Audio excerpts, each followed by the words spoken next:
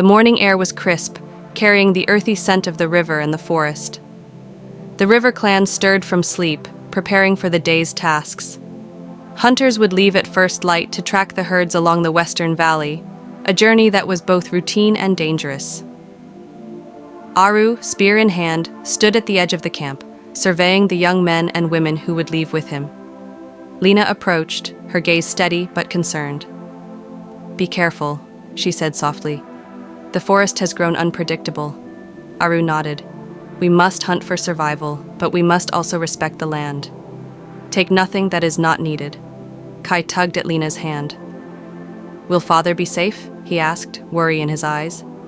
Lena knelt beside him. "He will be," she said, "because he knows the forest. And he is not." The hunters moved silently through the forest, following the tracks of a large herd of deer spotted days before.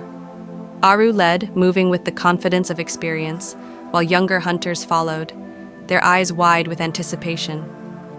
The forest was alive with movement and sound, birds calling, leaves rustling, insects chirping. But the hunters moved with careful patience, aware that the same forest that nurtured life could also take it away in an instant. Aru paused suddenly, hand raised. He crouched to examine a broken branch. "They've passed this way recently," he whispered. "Be quiet."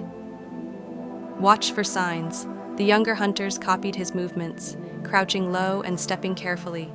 Every snapped twig, every sudden flutter of leaves, held meaning. Hours passed, and the herd remained elusive. Hunger gnawed at them, but discipline kept them moving. Then, near a dense grove, Aru stopped abruptly. There, partially hidden in the shadows, was a predator, larger than any they had seen before, eyes gleaming in the sunlight. "Stay calm," Aru whispered. "Do not move until I signal." The hunters froze, hearts pounding. The beast prowled closer, sniffing the ground. Every instinct told them to flee, but Aru taught patience and precision. After what felt like an eternity, the predator turned away, uninterested in the humans, and disappeared into the forest. The hunters exhaled in relief, silently acknowledging the lesson. Fear was necessary, but control and observation were equally vital.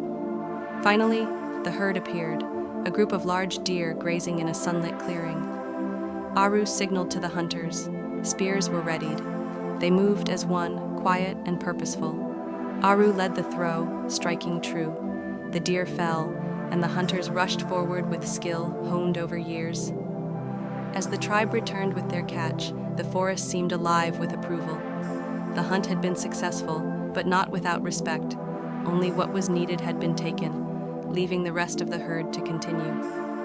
On the return journey, the hunters encountered a sudden challenge.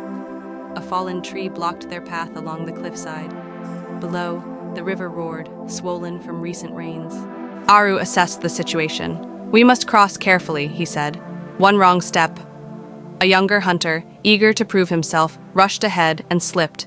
He grabbed at roots and rocks, narrowly avoiding a fall into the raging river.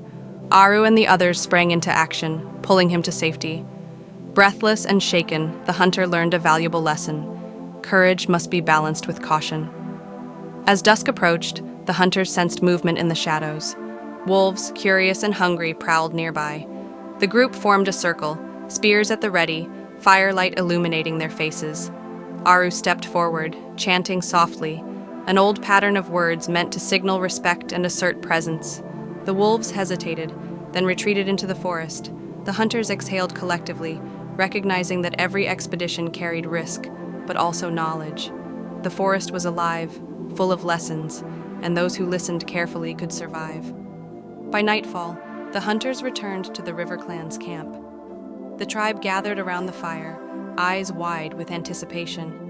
The deer were carried in triumph, but the stories of the forest's shadows, the near encounters, and the lessons learned were what truly captured attention. Kai ran to Aru, hugging his leg. "Father, you're back!" he shouted. Aru knelt, smiling despite exhaustion. "I am, son, and I have brought lessons for you too." Lena welcomed the hunters, relief evident on her face. "You are safe," she said, helping them settle near the fire. That night, the River Clan gathered around the fire, listening as Aru recounted the journey. The careful tracking of the herd, the encounter with the predator, the near fall along the cliff, and the watchful wolves. The forest is alive, he said. It tests us, teaches us, and reminds us that we are part of a larger world. Respect and caution are as important as strength and skill. The younger hunters nodded, understanding the depth of the lesson. Survival was not just about force, it was about observation, patience, courage, and respect. After the storytelling, the clan sat in silence, watching the firelight flicker against the stone circle. Lena placed a hand on Aru's arm. "You taught them well," she said softly. Aru nodded, eyes on the flames. "And they will teach the next generation," he replied. "The lessons never end." Each journey, each hunt, each danger faced shapes the tribe, and its future Kai, wide-eyed, looked at the fire. "I want to hunt someday," he said. Aru smiled, lifting him onto his lap. "And you will, son. But first, you must learn patience, courage, and respect for the forest. Only then will the hunt be successful and safe." The night deepened, stars glittering overhead. The hunters rested, the tribe celebrated, and the fire burned steady. The hunt had provided food, but it had given more: understanding, unity, and the first true experience of facing the unknown with skill and respect. Aru looked at Lena, Kai, and the sleeping children. "Every hunt is a story," he said. "Every journey is a lesson, and every return is a reminder of what we hold dear: life, family, and the wisdom of the world around us." The river clan slept, safe and nourished, under the vigilant gaze of the sky. And in the night, the forest whispered softly, approving of the tribe that had learned to listen, respect, and endure